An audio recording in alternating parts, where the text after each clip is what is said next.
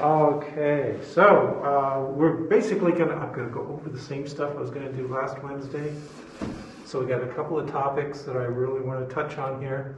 Maternal Effect and imprinting, and then Wednesday we're going to talk about chapter 23. So some developmental genetics. That'll be loads of fun. And then on the last exam, you guys made some suggestions. I will try to include many of them in subsequent lectures. Okay. And again, just a reminder, lab this week is just fly counting. Count, count, count. Get all those flies, score them.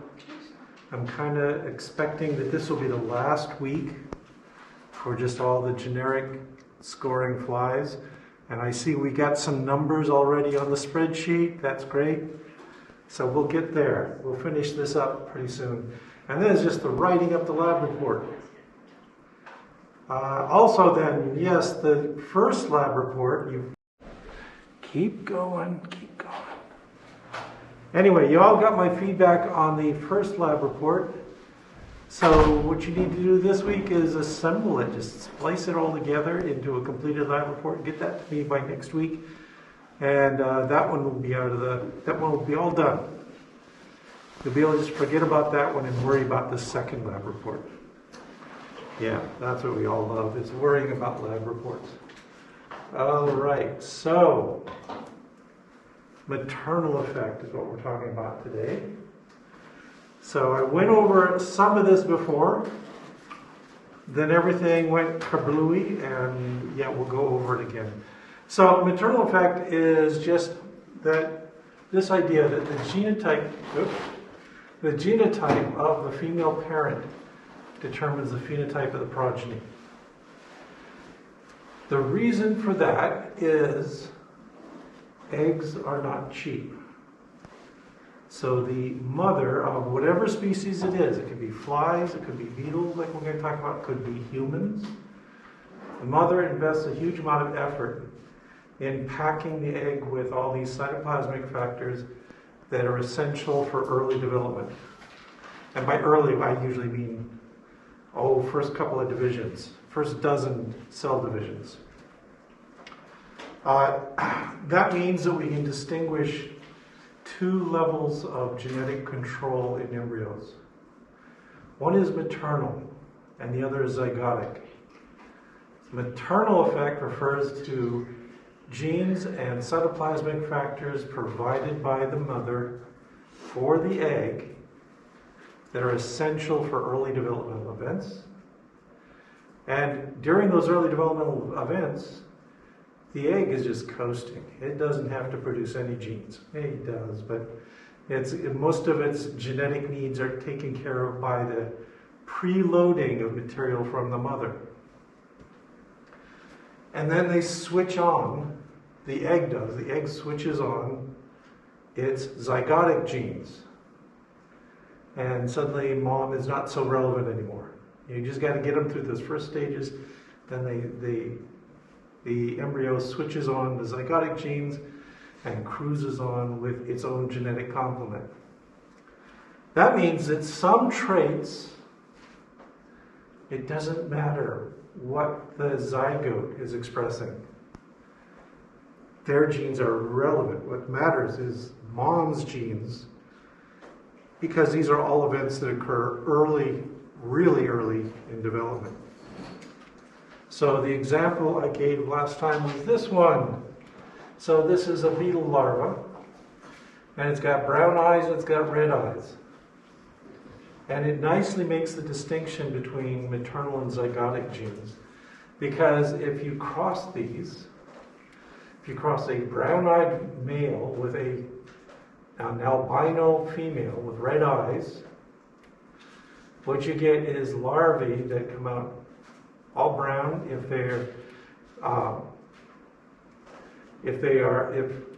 let's see how to explain this. If they inherit the big A from dad, they can make the brown pigment zygotically. So even though they're deficient maternally, they can still compensate a little later and switch on those brown pigment genes. So they're only early on are they red. The other possibilities, if they are little a, again, this is simple Mendelian stuff, right? This is just a simple test cross here.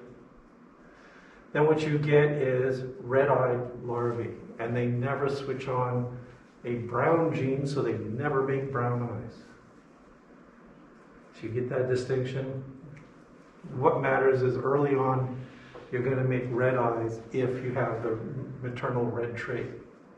On the other hand, over here, what you see is, here's a female, she's got brown eyes. So she's got big I, or big A, and that means that all of her children will inherit the cytoplasmic component that makes brown eyes, even if they inherit little a. So they will still be brown because they're coasting on what mom provided pre-zygotically. Does that all make sense to everyone? Yeah, it's a little tricky, but you'll get it. We got a couple more examples here. Here's the classic example, which is shell coiling in snails. Now, what we got here is we got right-handed or dextral snails and left-handed snails. That refers to the coiling of the shell. And this is determined by a cytoplasmic factor that's inherited from the mother. And snails are kind of a nice system to work with because they're hermaphrodites. So you can take the same snail and collect sperm from it or fertilize it with sperm from another snail and see what happens. Anyway, so what we see here is if we start with an egg from this individual is big D. So the egg all contains big D. And we fertilize it with sperm from a left-handed snail over here. We get progeny that are heterozygotes. They're big D, little d. And that means then this is another thing you can do with snail, is they can cross with themselves. They can do everything sexually, I guess. Anyway, you can cross them with themselves. And that's a big D, little d by big D, little d cross, and you get what you expect here is a 3-to-1 ratio genetically. So you get 1/4 big D, 1/2 are big D, little d, and 1/4 are little d, little d. And if this were a standard Mendelian inheritance problem, you would say, well, this one should be left-handed. It's little d, but it's not. It's right-handed. Because mom, when she was making her eggs, put big D in them. So we get this ratio. They're all right-handed. Conversely, we can do the other way around. That's over here. It's the same situation, but in this case, we use an egg from a left-handed snail, and so all of the progeny are going to be this heterozygote are going to be left-handed, no matter what their genotype. And then this one can go on and produce the left-handed progeny. This one can go on and produce the right-handed progeny. And it looks messy, but there's a really simple rule. You just look at these and just bump the phenotype down a generation. So when we look at this generation right here, you know the mother is big D, little d, but you just ignore that genotype. All that matters is she's got a big D, so all of the progeny are going to be right-handed. Okay. Likewise, over here, this one is left-handed, and she is going to pass on the left-handed cytoplasmic factor to her progeny. So it doesn't matter what their genotype is. They are, every one of them, left-handed. Weird, huh? Kind of shifts things around from the old Mendelian model. But again, and then when you look at generation 4 here, you can also predict what's going to happen. You just look at mom. Mom is little d. So all of her progeny, all of this one's progeny are going to be like this, left-handed. So it's a simple model where you just have to think back a generation to figure out what it is. All that matters is what cytoplasmic factors get passed on to the offspring, not the genes. The genes will affect what the grandchildren will look like. Okay, why is this? Well, it's because the things that influence the cell shape, the cell coiling, are set up really, really early in development. So this is a snail at the 2-cell stage. And at this stage, you can't quite see any, there's not a left or right easily determined here.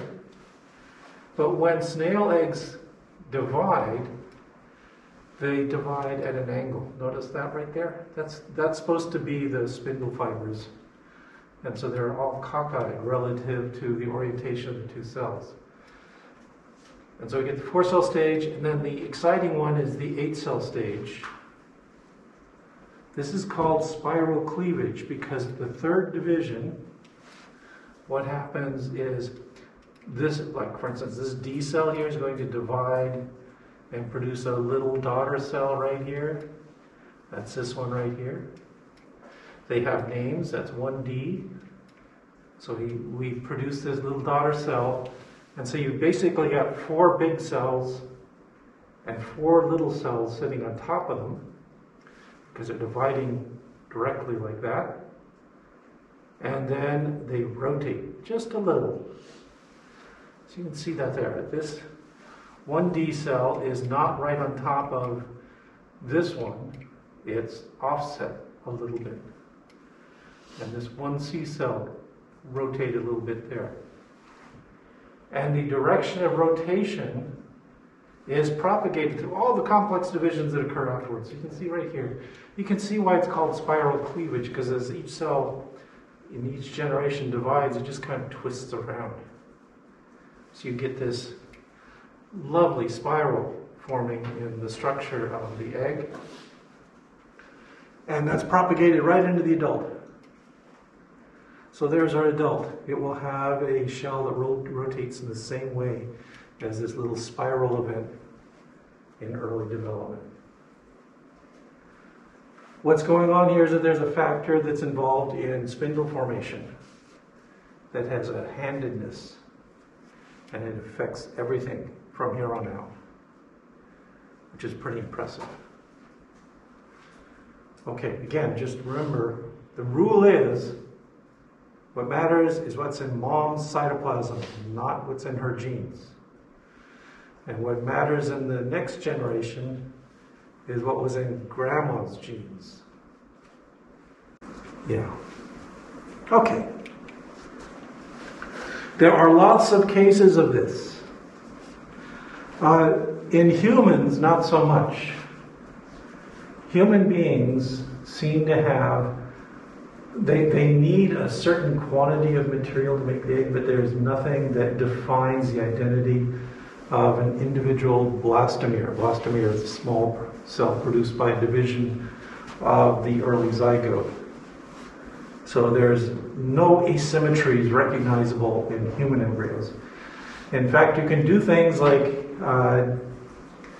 take out an egg that's been fertilized, it's gone through a couple of divisions, and you've probably heard of this. You can take one of the cells from it and do analyses on it looking for things like genetic diseases. So we can do grisly things to all these embryos. And the embryos come out just fine. They regulate. They compensate for the missing piece and just build a full intact individual. It's not like if you pull out a single cell from a 16-cell embryo human that the child that is born will be missing a portion of its head or anything silly like that. No, it makes the complete intact embryo. But there are other organisms that exhibit a greater degree of what is called mosaicism. That is, they require the spatial distribution of gene products early in development to specify particular regions. And this is one of the classic examples. Our friend the fruit fly does this. That when you look at a fruit fly egg, we haven't actually looked at eggs in the lab. They look like this. This little oval thing. They have an orientation. This is the front end, that little pointy bit right there. They're going to form a larva that looks like this. You have those, right? Those nice little larvae crawling around. They have some mouth parts up here. They have these denticle bands. That just means little bands of hairs that give them traction when they're burrowing through the medium. So they need those. There's a structure here. This is the spiracle. This is what they breathe through. So yes, worm larvae, fly larvae breathe through their butts right there. And there's the mouth parts. So they got a specific orientation. And back in the 1980s, and again, we'll talk more about this on Wednesday, a couple of people, in particular Christiana Nusslein-Volhard, did a series of experiments where they tried to knock out various genes. And rather differently from what T.H. Morgan did. Remember, T.H. Morgan did this too, mutating flies, then looking at the adults to see the variations like white eyes versus red eyes. Nusslein-Volhard and Wieshaus, her colleague, focused on looking at embryos. So they're just looking at the little babies. They're looking at the eggs as they come out. They're looking at the larvae. And they're looking for perturbations in the fundamental patterns of the fly. So the mutations you get when you do this tend to be a little bit more extreme than if you're just screening the adult flies. Embryonic mutations like the ones I'm showing you here are usually lethal. But you can still look at them and learn something about the patterns of development. So that's what we're seeing here. This is looking at one particular gene called bicoid. Bicoid was identified early on because what they noticed is that these mutants, which again do not make it to adulthood, do not make a head. They make two butts. So two hind ends here. So they're messed up in polarity. The poor fly larva doesn't know which end is the front end. They also found others, like nanos and torso, that disrupt this development in other ways. So bicoid seems to mess up the front end of the larva, and nanos tends to mess up the posterior part of the embryo. So you can see it looks kind of short and stunted.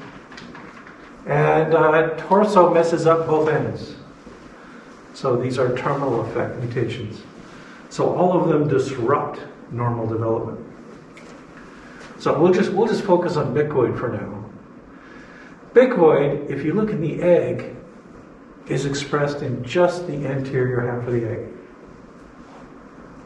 That's the important part. So you got this gene that's important in forming the head of the fly. And when you look in the egg, it's already localized. It's only expressed in the anterior part of the egg. So as you might guess, if you have a mutation that knocks out bicoid, it loses the information that would be necessary to make a head. Did anyone register? Okay, good for you. All right. Since it's after 11. Okay, so you've got a bicoid mutation. It's missing this red stuff that is colored in here. And that means that the head doesn't know that it's a head, so it makes a tail. It's like the tail end is the default. We can look at the formation of the egg and we see how this happens. So what this is if we open up the ovary of a fruit fly, it contains a battery of these things, these follicle cells. And in the follicle, there are a collection of cells. These are the follicle cells proper right here. And they're important because they're going to produce the cuticle around the outside of the egg. And they're also going to put in some information there. These are called nurse cells. And notice how they're at one end. The nurse cells are little RNA and protein machines. And they just sit there synthesizing maternal gene products and pumping them into the egg, which is right here. So you can see how you might get some orientation of the gene products.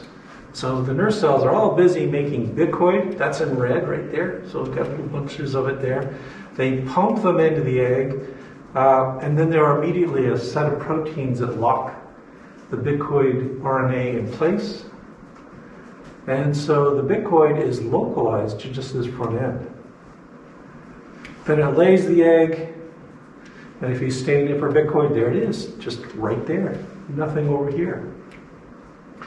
If you let it develop a little further, so it gets into the blastoderm stage, that means it's divided a bunch of times, so there's a bunch of cells in this structure.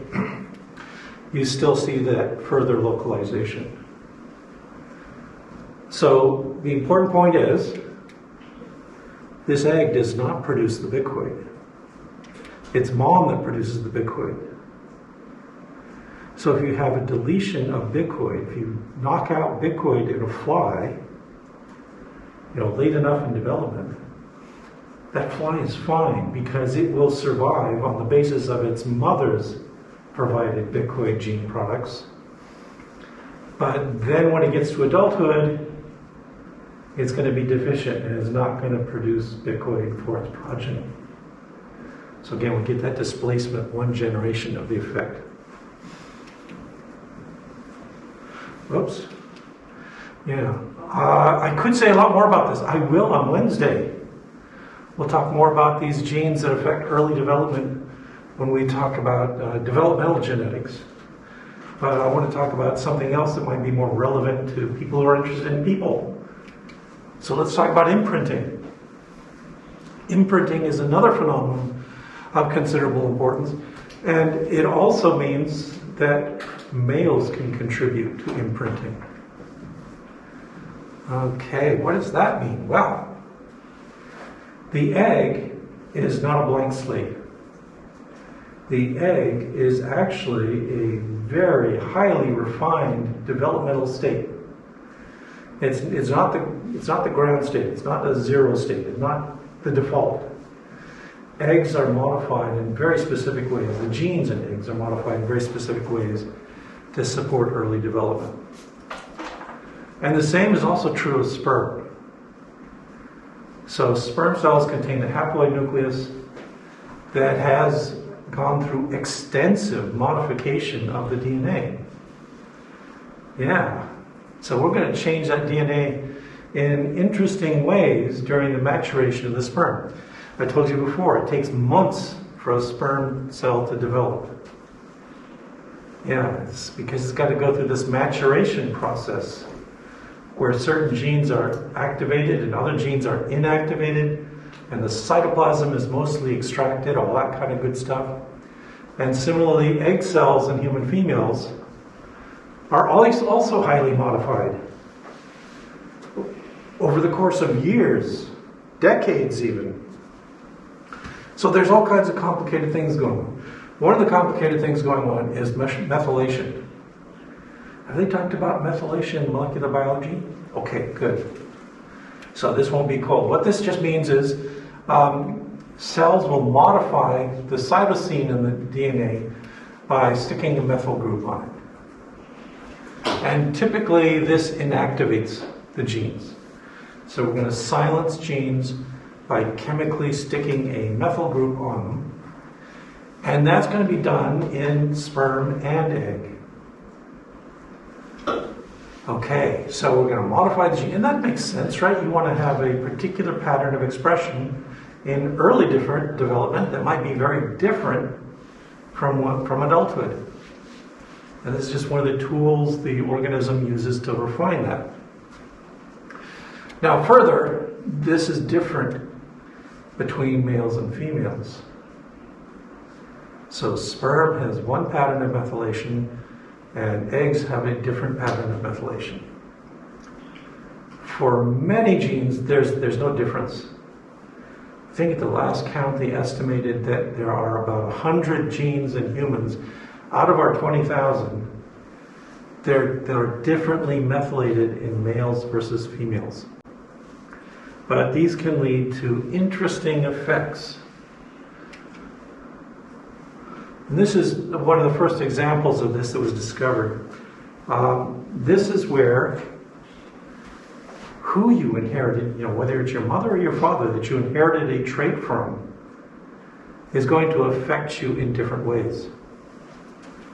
So there's a syndrome called Pragerbili Syndrome, and it's accompanied by mild mental retardation.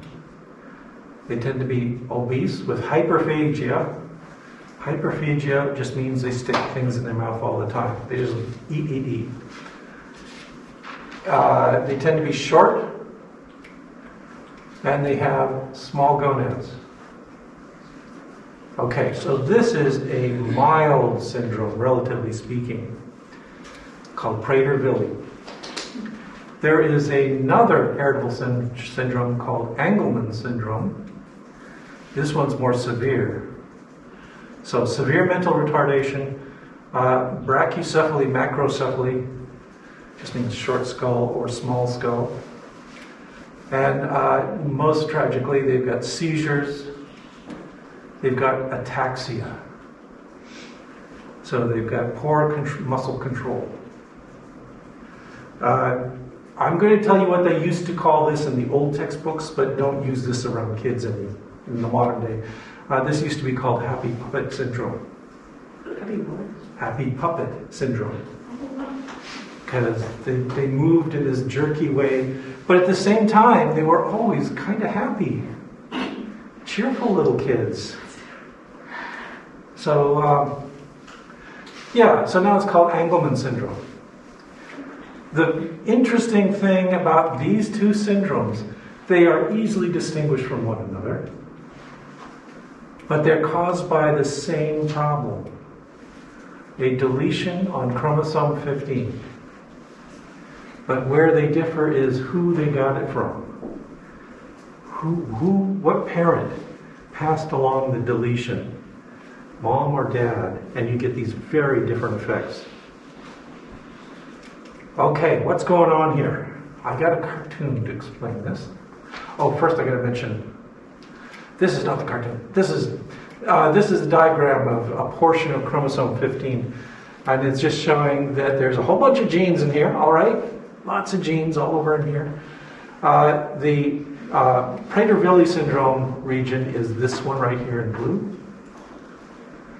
If you have a deletion of that, and the other parent has the normal chromosome, you can get Pragerbili syndrome, depending on which parent it is. And this over here is the Angleman Syndrome region. Just a couple of genes there that are really critical for this development. And then as you can see, bracketing it, there are non-imprinted genes. I don't want to leave you with the impression that everything's imprinted. Like I said, it's about 100 genes in humans that have been identified as exhibiting this phenomenon. Most of them, nope. They don't seem to be differentially imprinted in males and females. Okay, now the cartoon. What's going on? Oh no, I'm going to tell you more. More words. Just hold your breath. We'll get to the cartoon in a moment. They'll explain everything. There's a couple of things that are going on here. So the causes of Pragerbili syndrome. One is paternal deletion. That is, you knock out that region of Pragerbili, the chromosome 15, in the father, and it's intact in mom. If you reverse that, if you knock out that region in mom, but it's intact in father, you get Angleman syndrome. Okay, there's a couple ways you can get this effect. One is the deletion. You just crudely knock out one of those. And the other is a little less common, and that is called uniparental disomy. So sometimes what happens is you have a non-disjunction. Y'all remember non-disjunctions. And you end up with 3 copies of chromosome 15 in the embryo. But then it spontaneously loses one of them. Boom, it's gone. And you're back to 2 chromosomes, and you'll develop normally, except in this case. Because if the two that you are left with are both inherited from the same parent, that's what the uniparental means, then they can exhibit this imprinting effect. If, on the other hand, you knock out the one from one parent and you're left with two chromosomes, one from mom and one from dad, you don't have this problem. Okay. Here's the explanation. Here's the machinery of all this. So in this case, I'm grossly simplifying it. We're just saying, okay, there's a gene A and there's a gene D that are on chromosome 15. It's actually multiple genes, as I showed you earlier. And this is the female oocyte that we're making.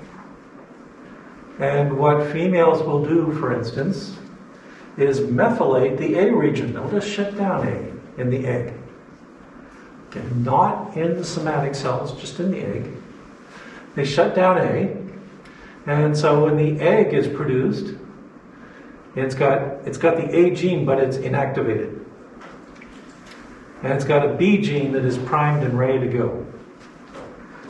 In the male, we've also got A and B, but in this case, in sperm maturation, we silence B. We're going to methylate that region. And then the sperm cell will have an active A, but an inactivated B. The egg will have an active B, but an inactivated A. And they come together in fertilization, and hooray! You're fine, because you've got both A and B in single functional copy. So you see, this chromosome provides B, this chromosome provides A.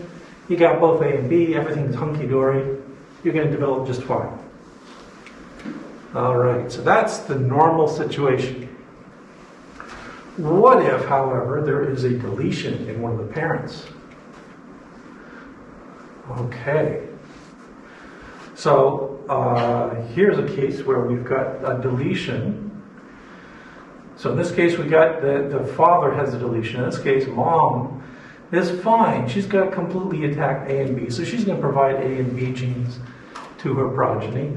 But A is methylated, so it's not going to do anything in the early stages of development. I should also mention that all of these methylation states get reset as the individual develops. So in adulthood, no, they're going to be fine. Meanwhile, in the father, they've got a deletion, a massive deletion of a big chunk of chromosome 15. Produces a chromosome that in the sperm. Notice also some of the sperm have the normal chromosome set. And so we've got this deletion. These combine in the beautiful act of love, and we get this. So in this case, this individual has a functional B, has a methylated A, so A is doing nothing on one chromosome, and on the other chromosome it's got neither of them. So what's going to happen, this individual is going to be totally missing the A gene product in early development. Okay? So this is where we have our difficulties.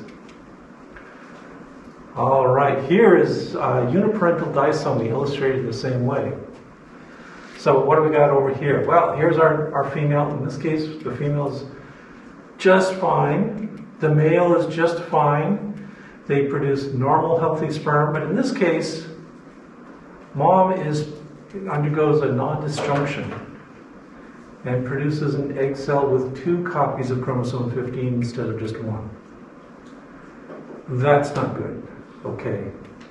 Now, normally what would then happen is these would fertilize. You would get this condition where you've got a trisomy 15, and as you all know, that is lethal. This embryo ought to be spontaneously aborted and lost. But then sometimes, instead of spontaneously aborting the embryo, you got these 3 chromosomes. They go through mitosis. Mitosis doesn't particularly like 3 chromosomal sets, so you lose one. But in this case, we lose dad's chromosome. Now, this is kind of good news, bad news. The good news is now you're back to a normal diploid chromosome set. You got 2 chromosome 15s instead of 3. So that's good. That means you'll survive, you hope. Bad news is both of these are maternal chromosomes. So they both have chromosome A inactivated. So no A for this little baby. And that's going to go on to produce one of these syndromes, Angleman or Pragerbili, depending on which parent that came from. Okay, does this all make sense? Now, as I said, there's about 100 of these that have been identified, 100 genes that are differentially imprinted. They cause a range of different effects. Let's see, there's one called Beckfield-Wiedermann Syndrome, which affects chromosome 11, I think it is. And there it's relatively minor consequences, but it does have recognizable features like macroglossia. Babies are born with gigantic tongues, which can cause serious problems in early development. Can cause problems in feeding, definitely causes problems in speech. Sometimes it needs to be surgically altered so they can function properly. But also they'll sometimes grow up into adulthood and be just fine. The rest of their body catches up with their tongue. So there's a set of these that you can identify in the literature. Okay. I'm going to go back to maternal effect again. And we're going to go through a problem here. A simple little problem set for us. So here we're talking about snail shell coiling. Now we've got either dextral or sinistral. It's determined by a maternal effect gene. The dextral allele is dominant to the sinistral allele. And I'm telling you, okay, you got a colony of true breeding dextral snails. So they're big D, right? And we've got another colony of true breeding sinistral snails, little d. And then we're going to cross them and ask what happens. So we're going to figure this out. So here I say, okay, we take sperm from the dextral stalk and we're going to fertilize an individual from the sinistral stalk. And we're going to ask, what do the progeny look like?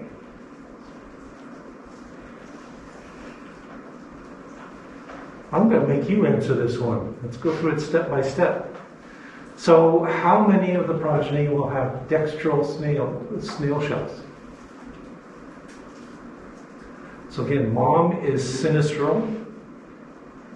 She's fertilized with dextral sperm. And then I ask you, okay, what direction will the progeny snails shell coil in? Yes? Should it be sinistral? They will be 100% sinistral. Yeah, so again, we're going to have 0 dextral, 100% sinistral. But then over here I'm asking about genotypes. What about the genotypes of the progeny? So what percentage will be big D, what percentage is big D, what percentage is little d? So we're back in the realm of Mendelian genetics here. Yes? They would all be heterozygotes? They will all be heterozygotes. Why, yes, you're correct. Which is what you'd expect. So big D by little d. You're going to get big D, little d, right? All of them. But in this case, it doesn't matter what their genotype is. They've all got the big D gene, the big D allele, but they're all sinistral. And they're sinistral because mom was sinistral. Okay, next one.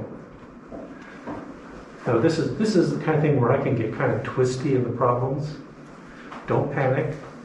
Just think them through. So, okay, I say we've got a sinistral snail from A. All of them are sinistral in A, right? We just figured that out. So we get one of these individuals. That is one of these individuals. And we fertilize it with sperm from the sinistral stalk. So the sinistral stalk are all going to be little d. We're fertilizing it. So this snail is going to be the mother. Okay, what will the progeny look like? How many of them will be dextral? How many of them will be sinistral? Okay, mom is left-handed, but she's big D, little d. Go ahead. 25% will be dextral and 75 sinistral. No. So what matters in the progeny is the genotype of the mother. Yeah. So mom has got a sinistral snail shell, but she's carrying big D. So what that means is 100% will be dextral. Does everyone see that? Okay. But it also means, because you're taking big D by little d, half of them will be big D, half will be little d. What will the progeny of this one look like? If we, again, fertilize it with, well, we can fertilize it with anything, right? Doesn't matter.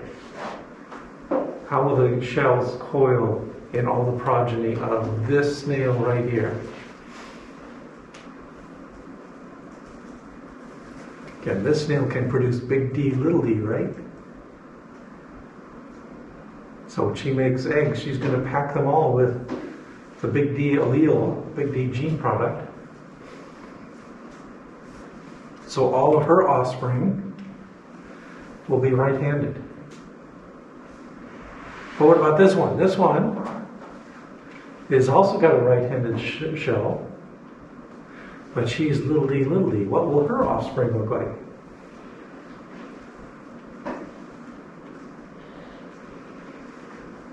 Be brave. You can volunteer it. Anyone?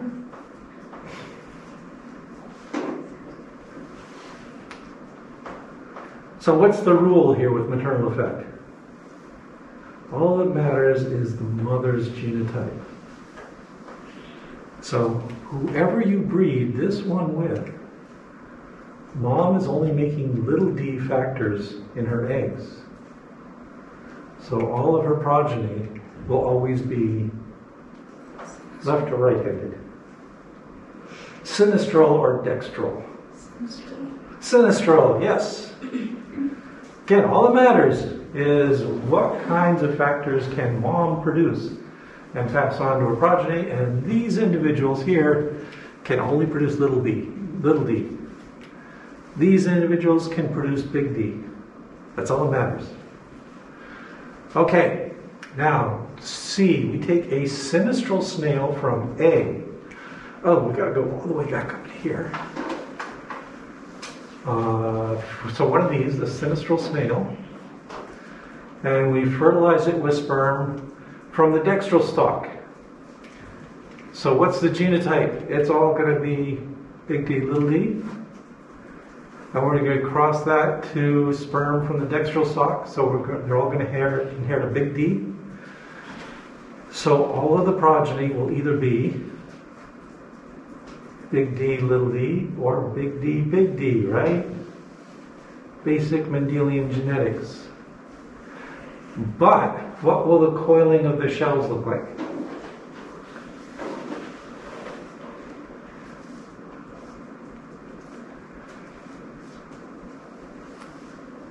I know, we got to think in a couple different directions here. Suddenly we're breaking all the rules of Mendelian genetics. We have to do this in a different way.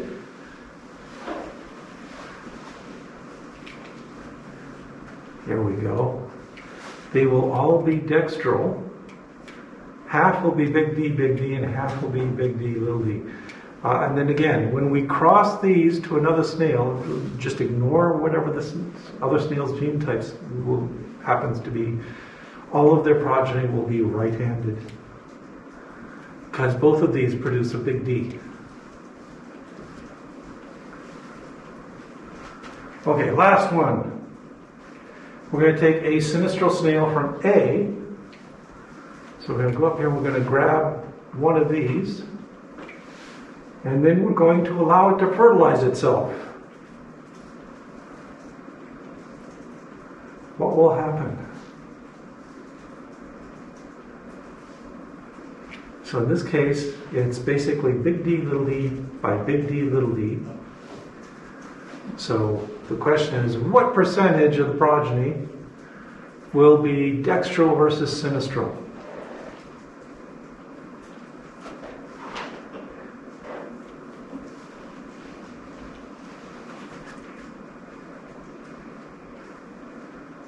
Oh boy, I'm going to put a problem like this on the next exam. April 29th. You can all cry. No, once you get it through your head, these are pretty easy problems to solve. Okay, so if we cross this by itself, it's producing big D, so all of the progeny will be dextral, right? We'll get 100% there. None will be sinistral. And then what we'll get is that standard Mendelian ratio of 25, 50, 25, as you see down here.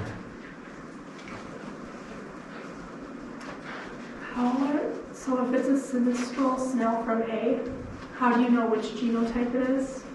Oh, because that's what we figured out right here. Because it's 100%. 100% of big D, little d, yeah. So we know that they're all heterozygous. And we know if we cross a heterozygote by a heterozygote, you're going to get this ratio of 1 to 2 to 1. But in this case, all that matters is that mom can synthesize the big D gene product, so all of her progeny are going to be right-handed.